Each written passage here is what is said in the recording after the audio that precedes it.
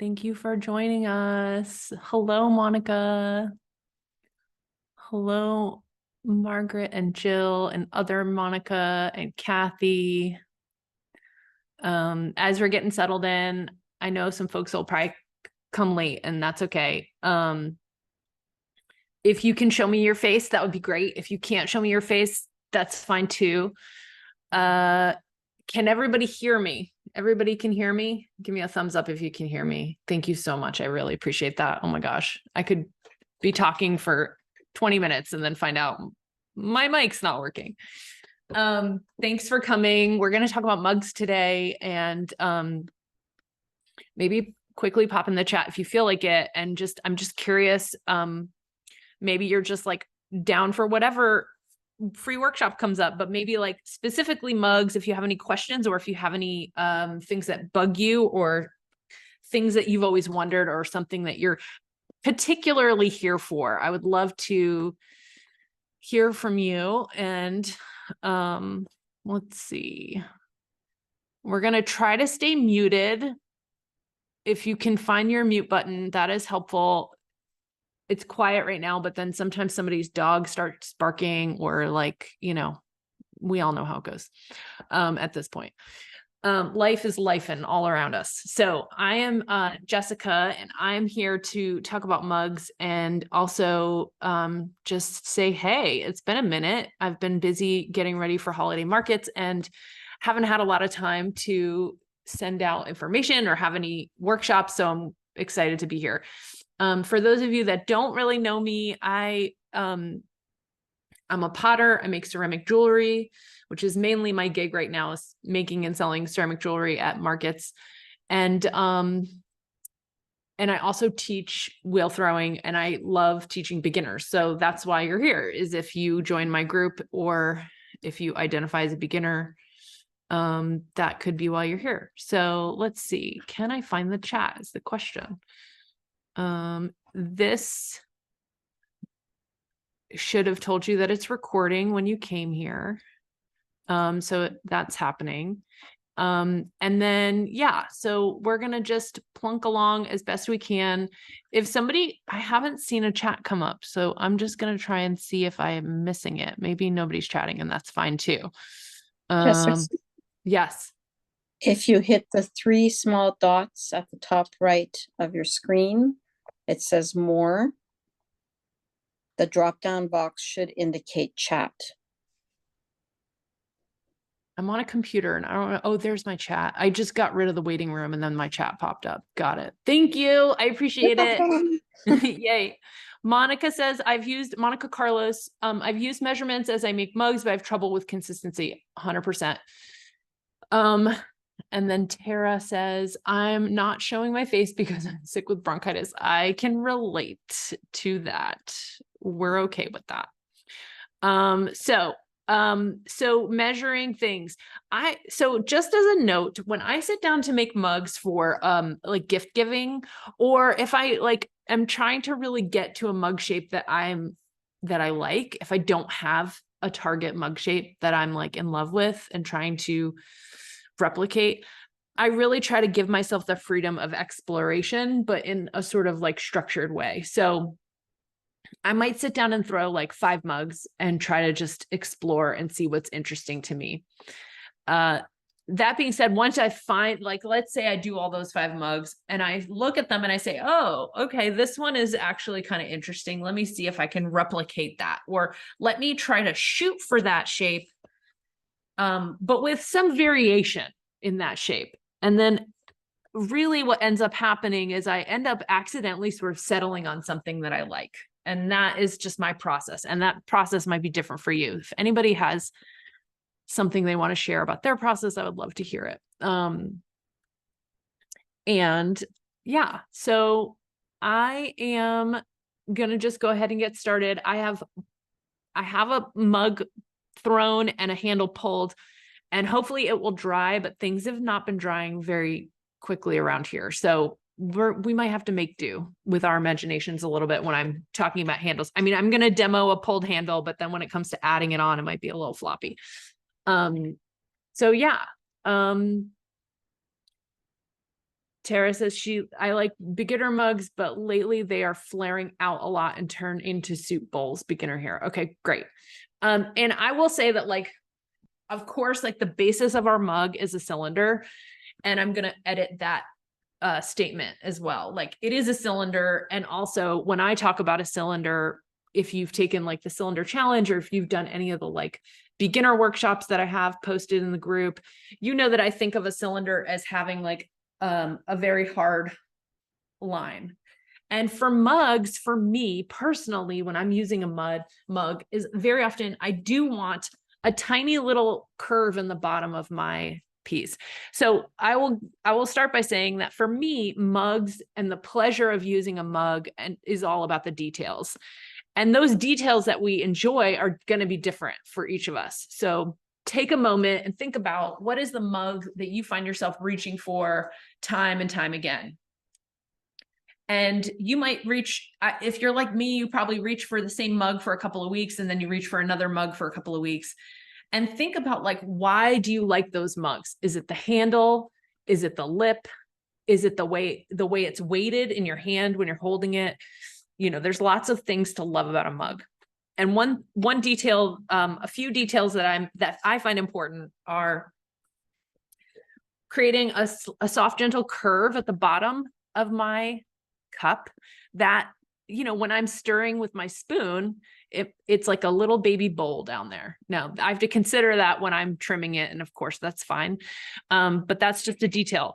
Another detail for me is I discovered at one point that this potter that I loved made a lip that was, let's say let's say this is the outside of the lip is slightly chiseled down, and it just makes for the most amazing drinking experience. And I'm going to show you that when I throw. Another thing to think about, and especially when we're trying to crank out mugs for gifts, or if you get into a place where you're in a production mindset, is you'll notice that a lot of potters do not trim their mugs. They throw them so that they are either very minimally trimmed or they don't need to be trimmed at all. And that is a skill for sure, and something that we all aspire to. And we can talk about different ways to finish things besides trimming. But yeah, those are the main things I'm probably going to talk about. I'll talk about lips. I'll talk about bottoms. We'll talk a little bit about shaping, and yeah, throwing thin enough so that we can, and to be honest, when I say thin enough, I guess what I mean is even enough, because your mugs don't have to be thin. And I tend to be a little bit of a thin thrower. I throw on the thinner side. And I think as I continue on this journey of making pots, I think my goals have changed, and I'm not trying to get things to be as light and as thin as possible anymore. And I do kind of want to maybe add a little bit more sturdiness to my pieces so that they survive everyday use, which, you know, we know can be a challenge. So yeah, so if there's something else besides that, and we're going to talk about handles, of course, and you can just pop it in the chat and I will periodically look up. If I miss it, you are welcome to just do, I think it was Margaret who just came out and said, Jessica, here's my thing I have to tell you. So go ahead and do that. Let me know verbally what your question is if I can't see it. And let's get started. I'm going to move my camera so you won't see my face, but you will see my hands, and I'm still here. Okay. So, and also let me know if there's something you can't see, like hand-wise, like what are you doing with this, that, or the other? What is that rib doing? And yeah, that's it. And I'm going to start out with, I was for a while really into my 1 pound mugs, and I started to actually make them a little bit heftier.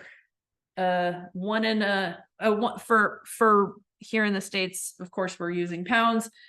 So I think it was like 1.2 pounds or something. And this is set to something else. Okay, so exactly a pound there, and I'm just going to squish it. Okay, so I'm going a little bit, it's 1.15. And that is for like we're so weird in the States. So we're using pounds and then we're going to talk about ounces. That is for a 12-ounce mug. That's by the time it shrinks, all the shrinking it's going to do is going to be 12 ounces. And I'm just showing you, this clay is cold and my studio is not warm, of course. The only thing warm about this situation is the water, and it is quickly cooling off. So before I throw my stuff down, and I know that everybody has a variety of experiences here, you'll notice that like because of my wedging, I have all these little places where if I were to throw it down right now, potential air pockets would form. And we're not worried about air pockets because air pockets don't cause our pots to explode, but they can wreak a little bit of havoc when we're throwing. They can just make it harder to center. As things get thinner, that little bubble will show up. What type of material is my bat? This is, I think, that's so funny. I forget what they call this material. It's just a regular bat that I got at the store, at the, ceramic online store. I think we used to call this masonite, but I'm not really sure if that's gotta be a commercial name. So depending on where you are in the world, I'm going to try to look up exactly what kind of bat it is and send it along, but it's not plastic. And today it doesn't really matter. Oops. It doesn't really matter today because I'm going to be throwing and removing each pot at a time. So I won't really be using the bat as I normally would, but when you have the bat pins in, it's hard to throw on a bare wheel. So this bat is not really it's not going to be used like that. But thank you for asking. I also really like these speedball bats, and these are plastic. These bats will warp if they aren't dried evenly, and that's their only downside. I do like to have them because they are just like the tiniest bit absorbent, and plastic bats, as we know, are not. Yeah, it might be MDF. Thank you for saying that. Yeah, MDF is another very distinct possibility. And masonite actually might be MDF, but with a name. Who knows? But yes, it's a bat I've had around for a while. I do like plastic bats, but they tend to, of course, they're not absorbing any moisture at all. And there are times when I need for things to dry out a little bit more rapidly. And so, that tiny bit of moisture that it absorbs versus, just kind of sits there on plastic is helpful. Like when I just made this mug for this demo, I was like, well, I need for this to dry as fast as possible. If I put it on a plastic bat, that's not going to be as fast as possible. It could be faster. So I'm going to drop my hole, and I'm going to do this. I'm going to do this knowing that I'm not going to trim a foot, or if I do trim, I'm not going to trim a foot. I'm just going to trim like very minimally, and I might just trim the outside. And the reason is like when you work in production or you're making pots for like sale, every step is extra time and effort and energy. And every step we know is like a chance that something could break or be ruined. So eliminating steps might be a goal at some point. And so one strategy is to just go down a tiny bit lower so I don't need to trim as much.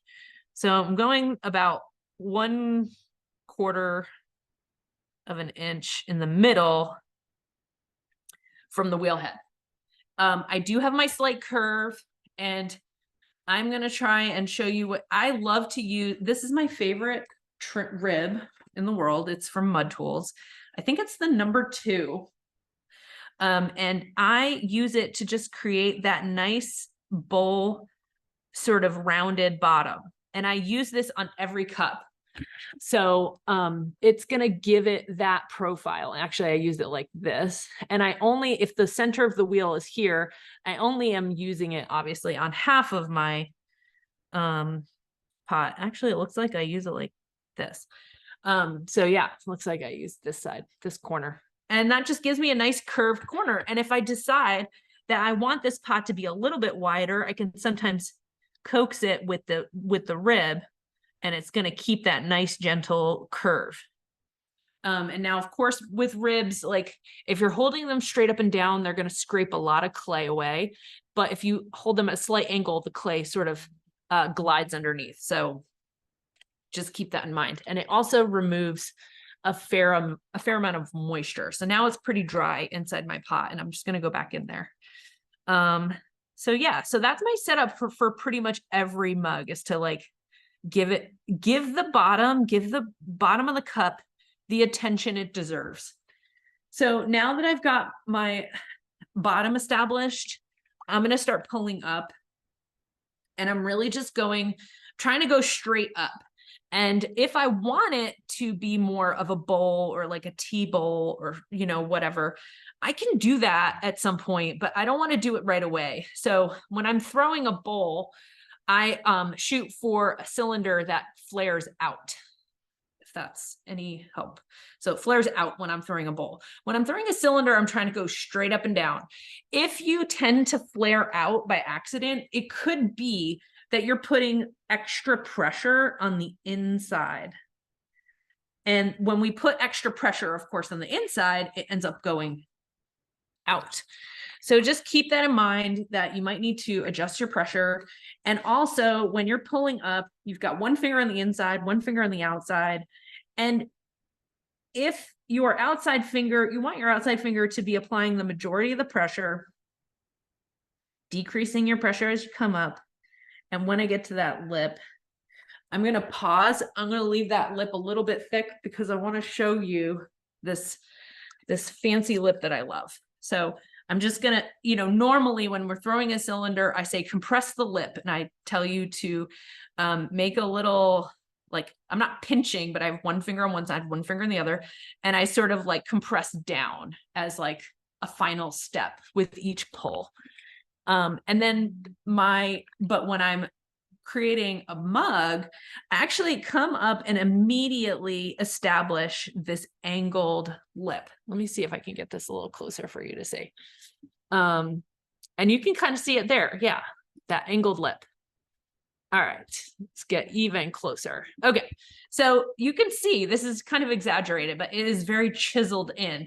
And I'm going to keep pulling this shape up. I'm going to keep creating, you know, more height, but I've already early on established a lip. It may get thinner. It may get less dramatic than this, but I know that it's there, and I know that I'm going to try to keep it there. So it's a priority for me. Another priority for me is to like get this weight up out of the bottom, because I'm either going to have to trim it or it's going to sit there. So I want it to go into my shape.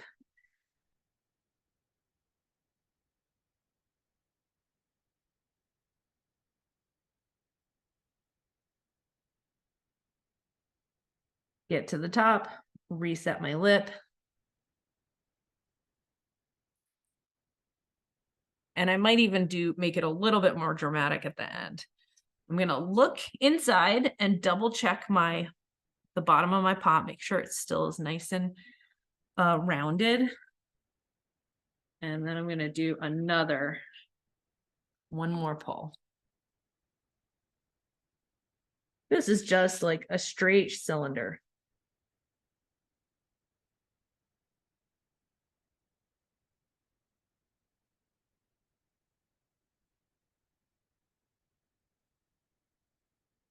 Now, I'm going to get very particular about my shape in a second here. Let me know if you have any comments or wonderings in the chat, or verbally, just ask me.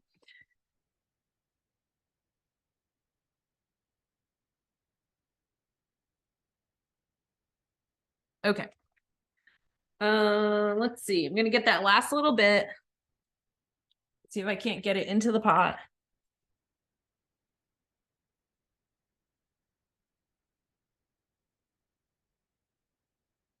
I think that's kind of it for me for the thickness. So I've established, you know, pretty consistent thickness. I'm going to start thinking about shape. And I like to do that sometimes by just looking at the inside of my pot. Here I am with this rib again, and I can just belly it out if I want to. I can belly it out with my hand. Let me just do that with my hand. I'm just going to belly it out a little bit. Since I have a little bit of clay, you know, thickness down here to mess around with, I'm just going to belly it out and see what happens. And I'm not really like, you know, you can be very sort of, this is the free form part of shaping. If while you're doing that, your lip is flaring out, which mine is not though, you can give a tiny bit of gentle pressure to kind of hold the top in place.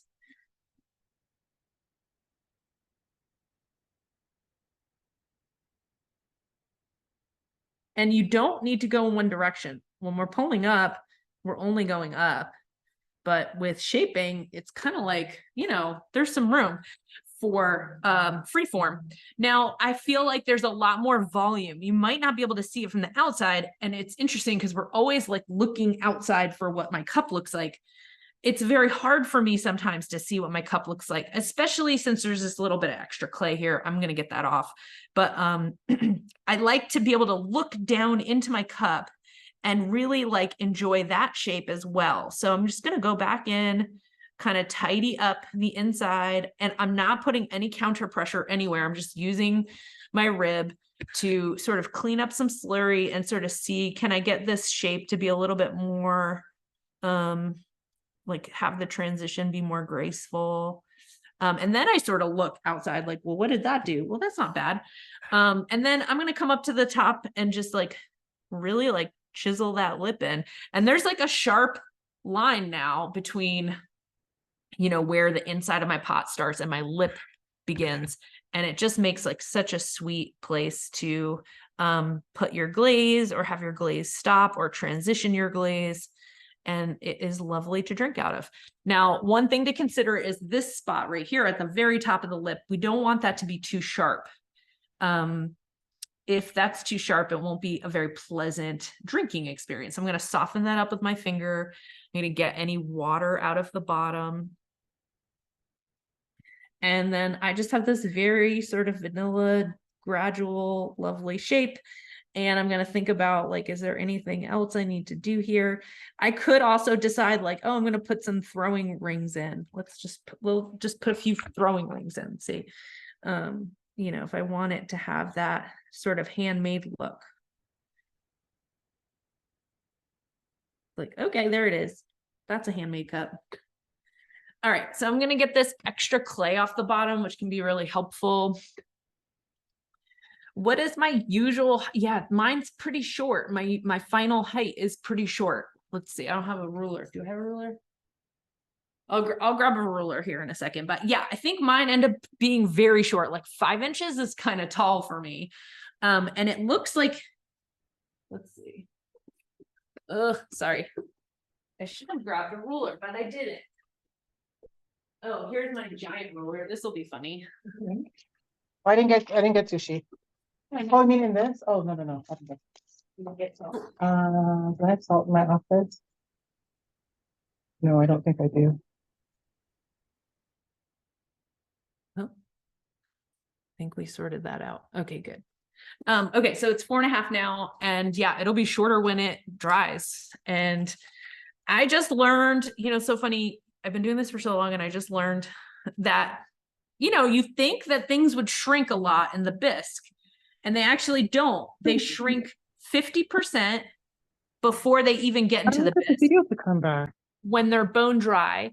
And then, so let's see. Kathy, I think we need to ask you to mute. Oh, she's got it. Okay. Unless you have a question, Kathy. 50%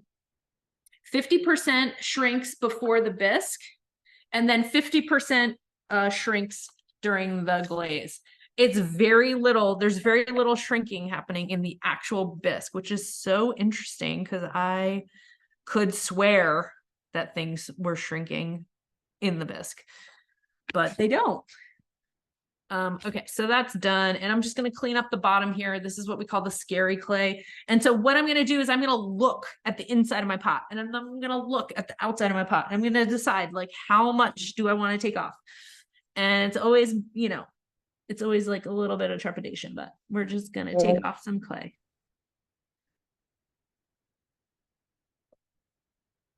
Right?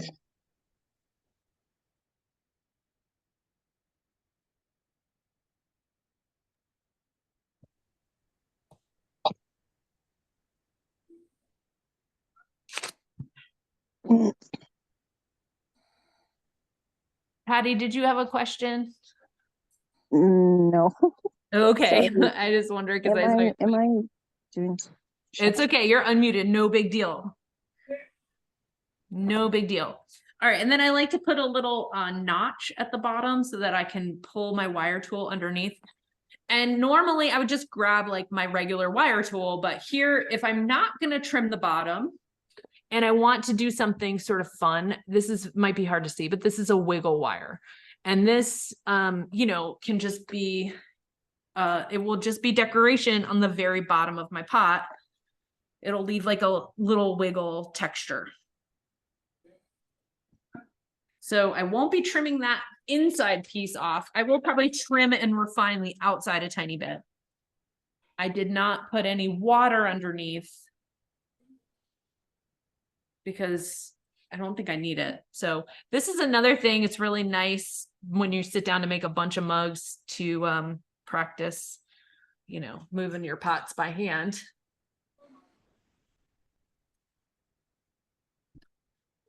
Yeah. All right. So there goes that guy. So this was the one I made earlier, and then this is the handle for it, but then this is where it landed on here. So yeah. Yeah, 4.25, it might be exactly how tall this thing is. It's like almost exactly that, but it'll probably shrink down to 4. So we're gonna do another one, but just let me know if there's anything you're curious about. I can take requests.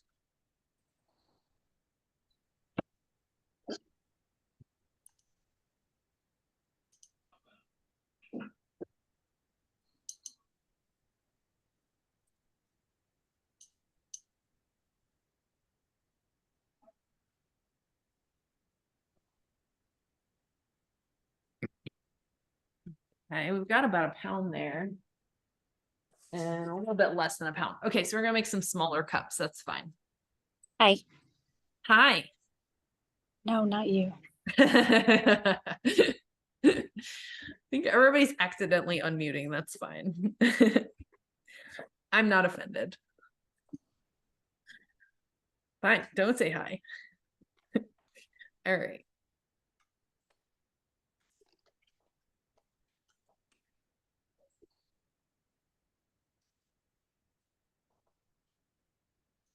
All right.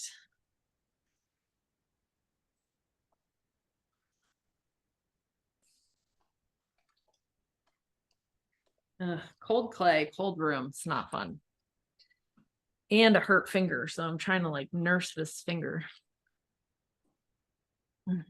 Luckily it's not, it's my left ring finger, so I don't really use it that much. Don't use it that much for throwing, but still is one of my stabilizing fingers. So let's see.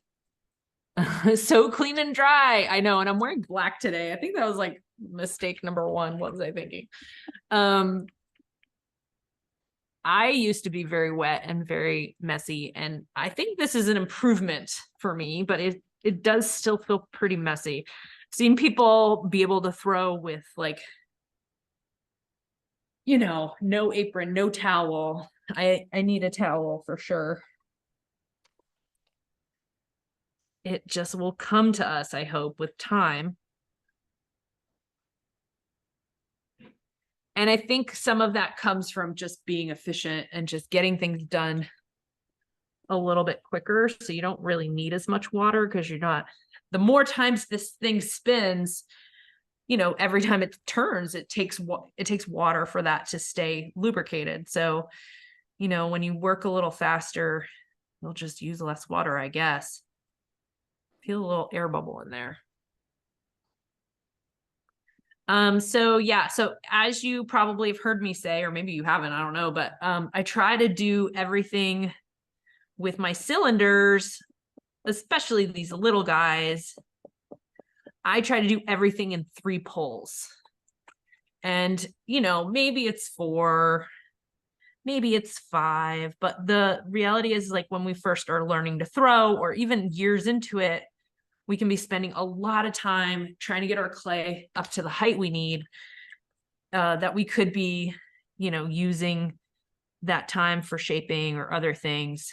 The more this thing is on the wheel, the more saturated it's getting, and the window is not, you know, there's a window of time that you can work on your pots. And if we spend time pulling up that we could be doing other things, well, why not try and do other things? Okay, so I have a big old air bubble, so I'm going to try to pop it. See if I can do it where you can maybe see it here. It's right here. I'm going to come in at an angle, and then I like to try and get some water on it so I can see if I pop it, the air will pop out. So I think I did get that. You'll see a little air bubble come out through the water.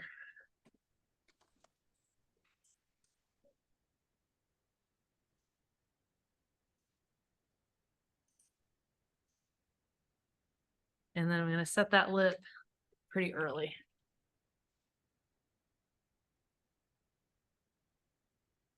This is definitely going to be a smaller mug, smaller cup, maybe a 10-ounce cup.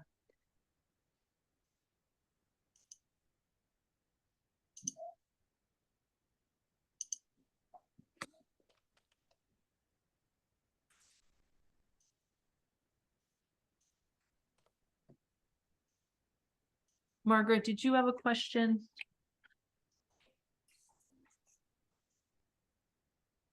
Maybe not. Okay. I did, but it seemed to resolve itself. Oh, okay.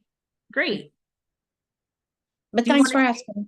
Do you want to share it anyway, just in case somebody could benefit? Actually, I was just having problems with the video. It kept going, fading to black, and then going Oh. up and then fading to black. Oh no. Yeah, But it's technology, huh? Yeah, the bane of my existence. Yeah, yeah. The bane of most of our existence. Okay. Got it. All right, I'm gonna do a shape that I have done a lot of in the past, which is sort of like narrower and then opening wider. Narrower at the base and opening wider. And one of my other favorite ribs in the whole world is this other, I'm like a Mud Tools commercial over here, is this very strong metal rib. And I like to use this as a shaping rib, but I also like to use it to get the extra clay off of the bottom.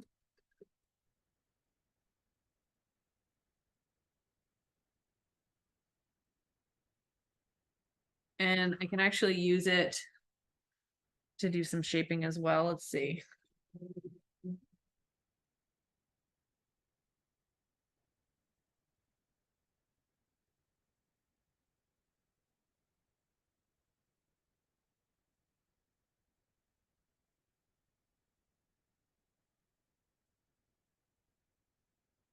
That lip in there.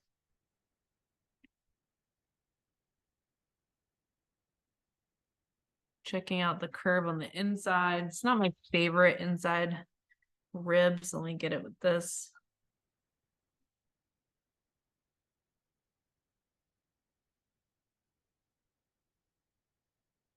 All right, so that's mug number 2. And maybe what we'll do is right after that, right after this, we'll talk about shaping, or we'll talk about handles.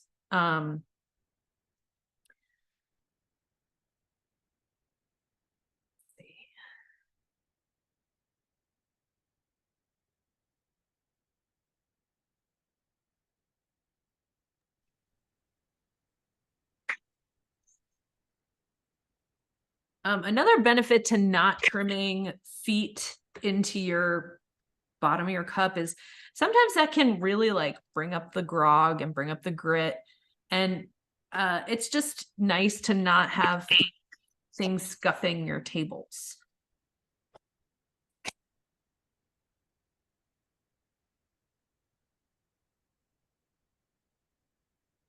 Although that can be remedied. Okay.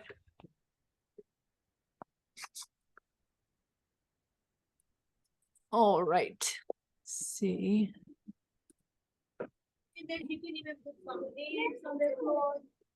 Victoria, you are unmuted, just so you know.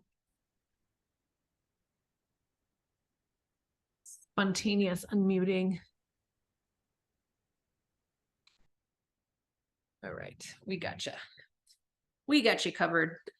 All right, so I always dry my hands really well before I do the transfer, and I'm gonna try and see if I can show you the transfer a little bit better.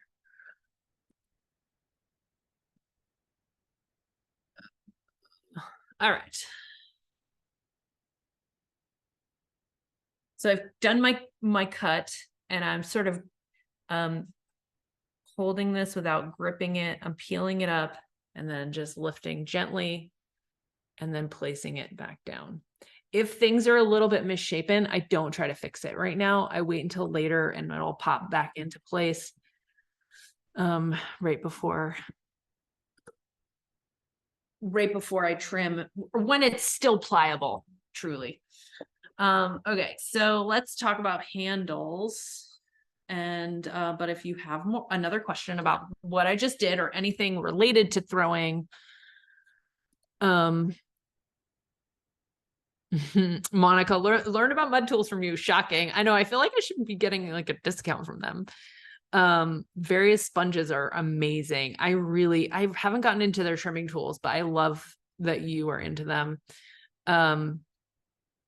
Yeah, talk about a commercial for real.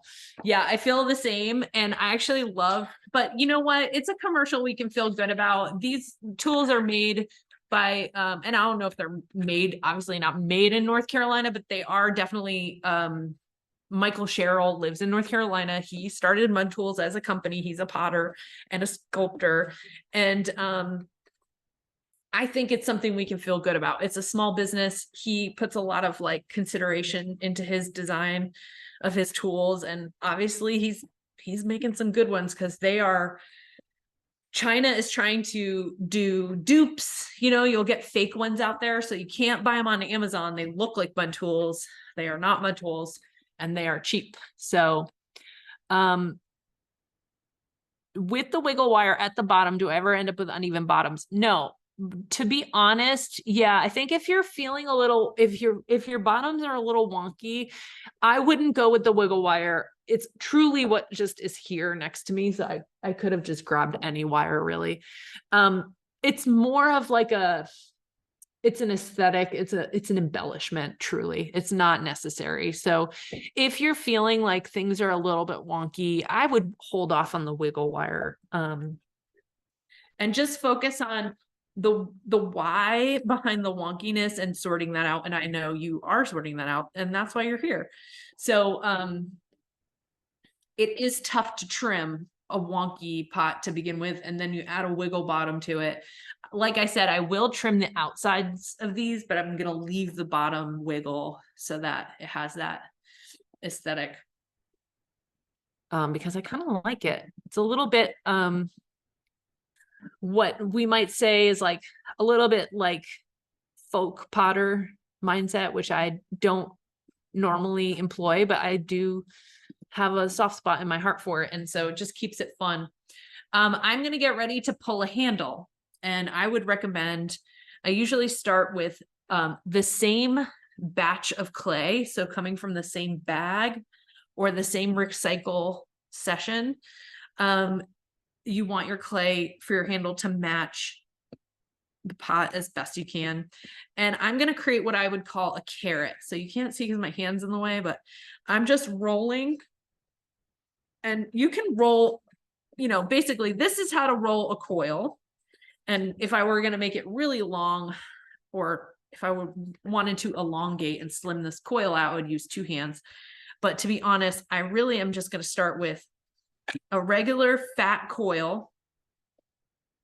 And my trick with rolling coils is to push away and not down and move swiftly and put like as little pressure as you can. And so then I just start to taper it where I'm getting this thing called a carrot.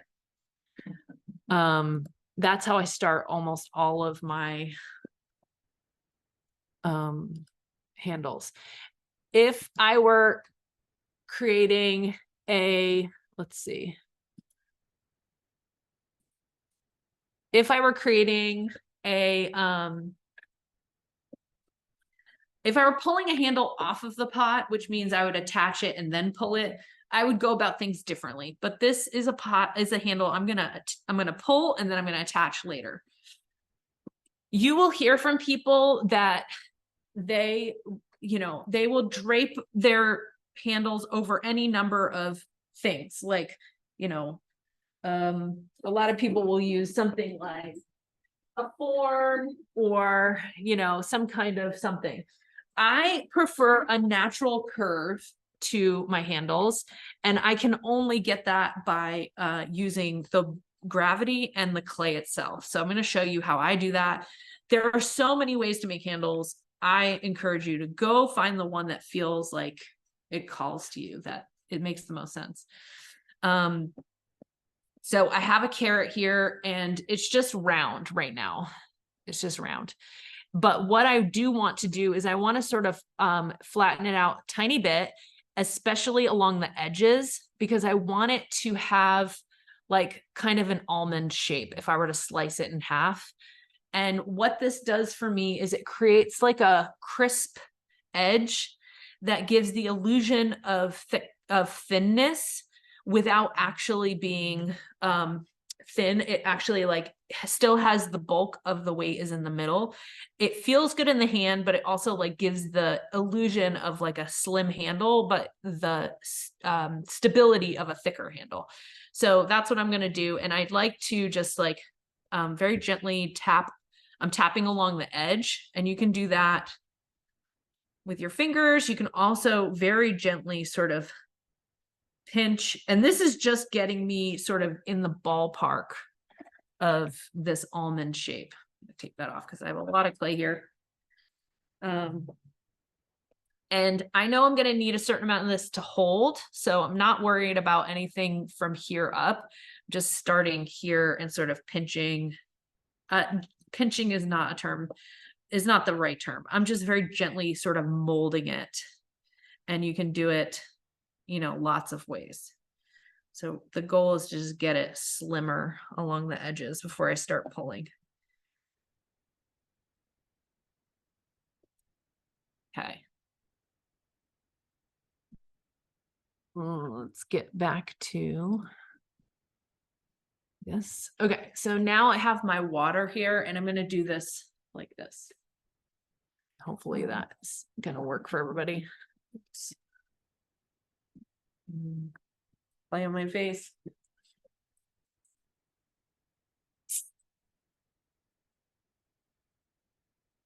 Okay. Hopefully everybody can see. All right, so I have warm water, and I'm going to hold it at the top. And I basically think of this in terms of having 2 sides. So I have the front part and I have the back part, and I can flip it around as I pull. And my hand, you know, I'm grabbing water pretty much between every other pull or every third pull. And I'm using this part of my hand, this part right here and this part, to sort of encourage it to keep this almond shape that I've been talking about. Now that won't keep it entirely. What I usually notice is that it'll keep it like in general. But if I want to really crisp up my edges and make them look really, really nice, I have to put my thumb, I have to get my thumb involved on the edge here. So I usually put a little bit of pressure on the edge, but that's usually towards the end of my pulls. So if I turn it upside down and you look at it, you can see it is like only moving, it's only falling by like 1 degree. And this is how I test whether or not I can keep pulling, because if it's flopping down, I don't want to keep pulling. It's too thin. So this is my test is, can I keep pulling? Yes. So I'm going to keep pulling. And I'm coming straight down and I'm flipping it around and I'm turning it around and I'm trying to keep it nice and even. I know hands are not symmetrical, so I know that it's not going to be perfect, but we're just looking for a nice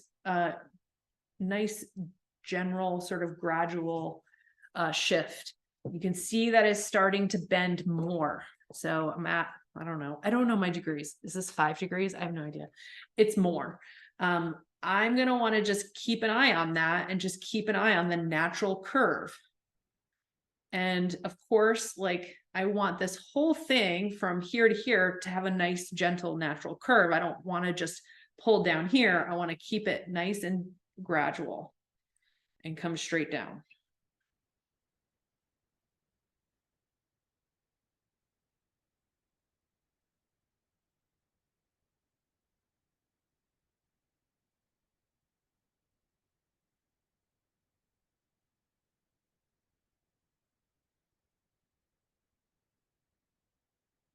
Okay, let's check it. Okay, we're getting some curve here. This is still a little bit too thick to totally give me my nice handle shape, but I would say we're like maybe 2/3 of the way there. Maybe a little bit more. So I'm just trying to know how much room I have left, right? Because if I really want this to have like a certain look, or I want to make sure certain things happen, I know that my time is getting shorter and shorter. The longer I work on this, the more wet it gets, the longer it gets, the more floppy it gets. All right, we're pretty close. Like I could maybe even finish it right now, but I'm going to keep going. Thanks for coming, Zebtastic. Of course. And let's see, scoot down, scoot down.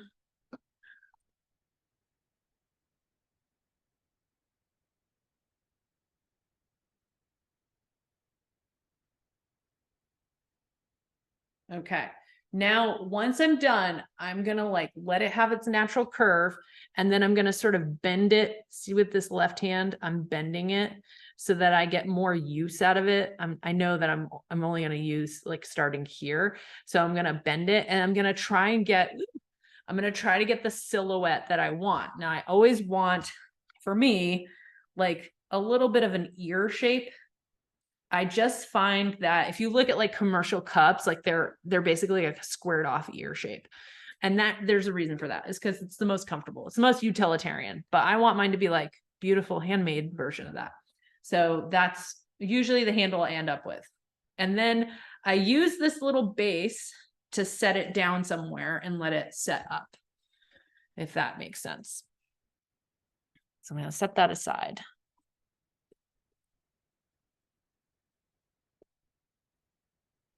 And then I'm going to see if this little doobie is ready. It's so wet. Yeah, these guys are not ready. We're just going to sacrifice them to the demo, to the demo gods. Okay. So let's go in. This is one it's a little bit more set up. That's good. Okay. So this is my one from earlier. I would say I'm going to use it starting about here. Now I'm going to bring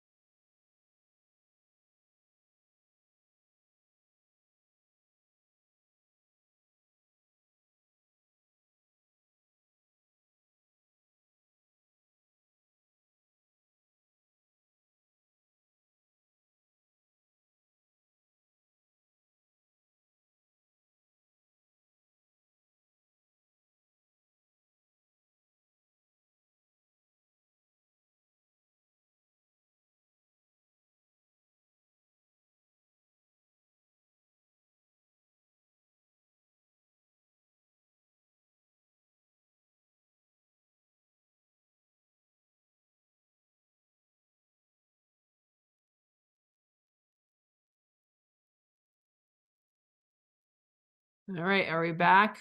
Did just I disappear? What happened to everybody? So sorry, everybody. Technology, are you so fun? Wow, there's 20 people still here. Wow, I thought everybody would have left. Let's see if I can do this spotlight. Oh my gosh, we're back. All right. I'm so sorry, everyone. That was a travesty. I'm not really sure what happened. And there's so many people here. Wow. Okay, great. Maybe just I disappeared. Okay, so I was saying that I kind of hold up and create like a little pretend try on for my handle. So I do that. And that allows me to sort of decide like where and how is this thing going to get put on? Like what part of it do I want? Where do I want to cut it off? And this is not my favorite handle in the world, but we're just going to pretend like it is. I will often cut things off at a little bit of an angle here at the top so that when it fits on my pot, it naturally keeps that curve intact, if that makes sense. So another thing I want to make sure is that unless you're doing this intentionally, you don't want to come up above the lip.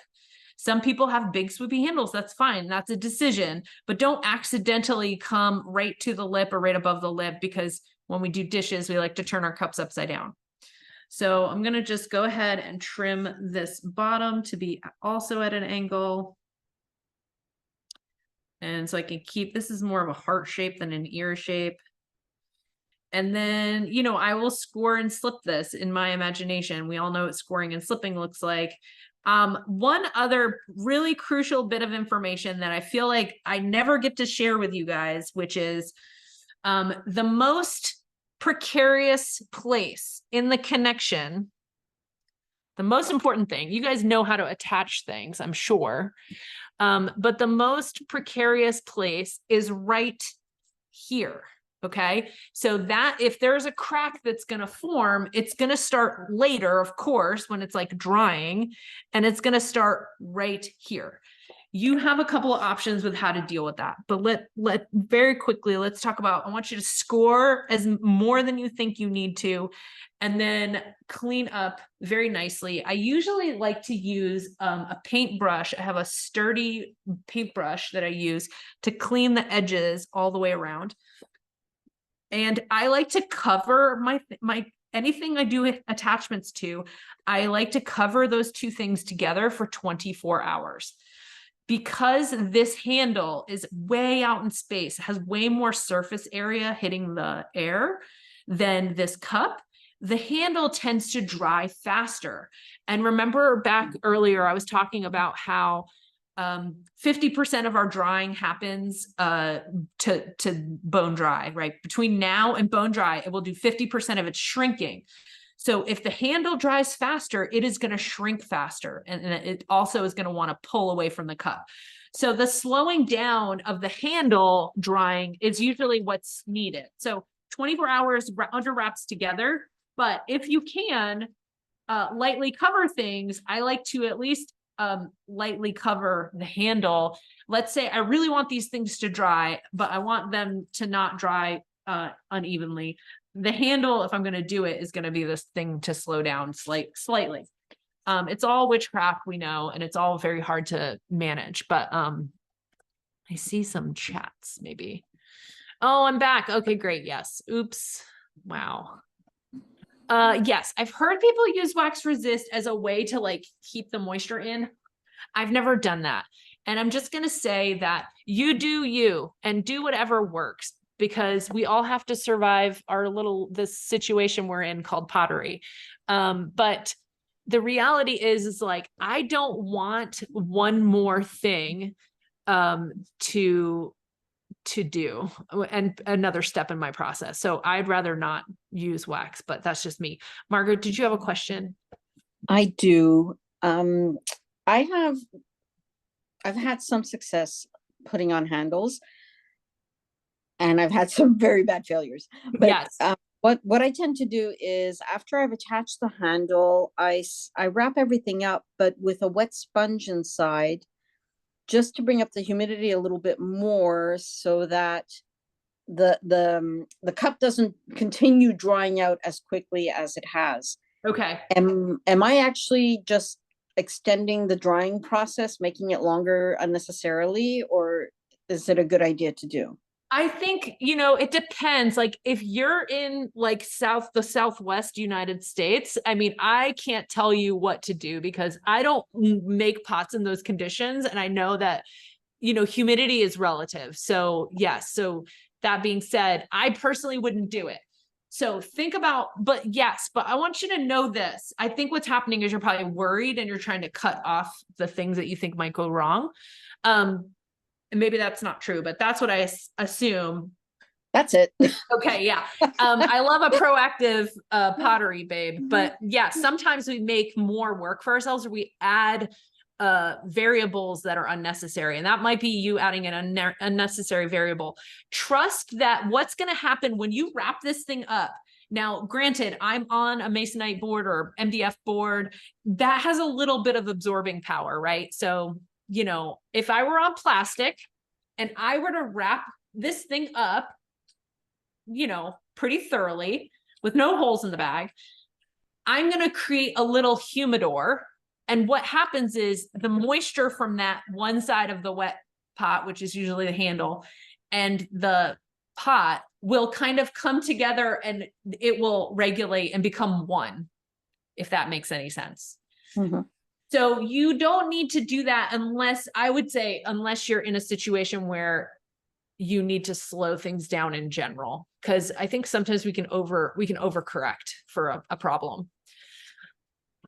We leave our things on a ceramic tile, and because it's a studio, I don't regulate the heat. I don't regulate the cold. Right. People come in and out. They turn on the fan because they want to dry their stuff. It's a shared studio space. Yeah. Why is it on a ceramic tile? I'm just curious. Because we have our bats and we use a tile inset, and that's what we throw on. Wow. I've never heard of that. I love hearing new things. That is just wild. Okay. Well, that's not going to absorb anything. I mean, that's going to be like, it's gotta be, is it shiny on top or what is it? No, it's just, I mean, it's not it's like a tile you'd use for your bathroom or your floor or whatever, but I think it's been fired to a certain degree so that it can, so that we can use it without worrying about cracking it easily or, some of us can be a little heavy-handed. Sure. Yeah. Well, it's an interesting choice. Yeah. I mean, I don't think that's going to change my scenario very much. I think once you wrap it up, it creates a little, humid environment. Okay. But if you're going away for 2 weeks, I would do that. I would put a little wet sponge in there. No, I guess it's just more fear because it takes me forever to throw anything. Yeah. And then to make the handle. So because I know it's going to be sitting there for a week, and especially I'm just outside of Montreal, Quebec, by the way. Okay. So you can't get in there for a full week. No. So if I could, but if I know that the heat is going on or that people are coming in and turning on the fan. Yeah. The heat does change things. Yeah. So yeah, I'm curious. I would be curious if you could do a little experiment, do two, one with and one without, and then come back in a week and just see. I could do that. Good idea. I mean, it would be, you would know that you might be making a sacrifice, but. Look, I'd rather wait longer and not have it crack because I did one about a month ago, and I thought it had sat underneath its little humidor for a week, and I thought, okay, it's ready to go, and I put it on the shelf, the biscuing shelf, and I came back the next day and somebody went, Margaret, you're not going to believe what happened to your mug, and I'd worked so hard on that. So what had happened? It just cracked all the way. Okay. It cracked around and the handle cracked off. Yeah. Well, it didn't crack off, but it didn't quite split, but it was starting to split. And where I'd attached it on top, on the bottom, it was fine, but on top is where and that was the trick. And here I've probably been making everybody wait this long for me to tell you guys this. That is the classic place that if you're going to get a crack, it's going to happen at the top of your handle. and it's going to happen where it's connected. And, you know, most of that is because of what we call uneven drying. And that is just a result of not necessarily like, you know, after you put the things together, you give it's 24 hours, but then once you're like, okay, I'm ready for this thing to be dry, and you put it away and it's like, it does that last bit of drying. So here's the solution that most of the time will work. I'm trying to look for the tool that looks like a little kind of like it's not a dental tool. That's not the word I want to use, but basically here's the thing. Just ruined this cup, and that's okay because I want to point at it. But when we have that crack, it is very superficial. People will say, if you post in the groups of the bigger groups, people will say, cram this in there, make this solution, fill it with that. I am anti-filler, and I learned this from Martha Grover. And she works in only porcelain, which is prone to cracking. So what she does is she excavates down to where the crack is no more, because the crack is usually very superficial. And so what you have is you have like 85 to 95% of your connection is still intact. It's just that the crack, you know, once the crack starts, if you fire it, it's just going to keep going. So you clean it down with, there's a tool that has like a little V, kind of almost like an X-Acto knife. You would come in and you would just clean it up. And of course, this would be dry clay, and you excavate down and you try to do it in such a way that it looks intentional. And you just keep going down until you get past the crack. It's almost like getting rid of a cavity if you were a dentist, which I'm not a dentist, but you drill down to where there is no cavity, basically. And usually it's not very far, and usually you can make it disappear. So that is my solution when you're dealing with a bone dry piece. That is my solution, and has worked for me for years. So yeah, managing moisture is very specific. Okay, thank you. Yeah, you got it. And I love Tara says, don't tell anyone, but I've been known to just glaze the crack. Totally 100%. I've done that too. And why not give it a shot? Like if you don't have any other options, it's like perfectly respectable solution. Well, I'm sorry about the glitch, and I'm happy to take any and all more questions that you might have. Somebody's just getting here. All right, come on in. Come on in. We're getting ready to leave, but you're welcome to be here. So yeah, it might take me a minute to stitch together these two videos, because now I have two videos. And thank you guys so much for coming. I have freebies, which you are fully aware of, that you can go to the top of the group. And at the top, it says all recordings here. And on that page, when you hit that link, there should be some freebies at the top of that page. If you can't find my freebies, either on my website, which is www.jessicasanford.com. I have a short Wheel for Beginners class, which is like 2.5 hours long, where I go through all the things very detailed. And then I have a longer one, which is bigger and more comprehensive, that is a waiting list right now. So Wheel for Beginners. Kathy, thank you so much. Tara, thank you so much. You guys are the best. Keep making pots. You're doing awesome. And I would love to see some of your pots in the group if you get a chance to post what you've been working on. Make some mugs, dry some things slowly, baby those handles, and let me know how it goes. Monica's the best. Love you. Good to see you. Happy holidays. Glad I'm entertaining. It's my goal. Oh, the Czech Republic. Yes, I have not been yet, but I hope to someday. So exciting.